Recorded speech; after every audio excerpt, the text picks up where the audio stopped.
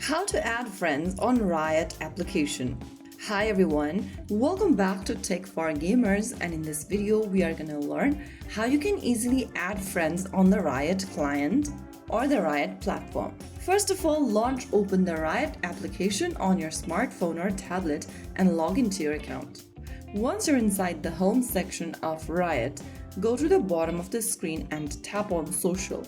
Inside the Social tab, you'll see Add Friends button. Tap on it, and then in the Riot ID text box at the top of the screen, type in your friend's Riot ID. You must enter the full ID and then the tagline correctly, or it won't find the account. After typing down the Riot ID, go to the tagline at the top and then type in the tagline as well. Once you are done, click on the Send button at the bottom, and then after you click the Send button, you will be able to send the friend request to the person. Repeat this step, but make sure you enter the correct Riot ID and tagline in order to find the friend and send the request.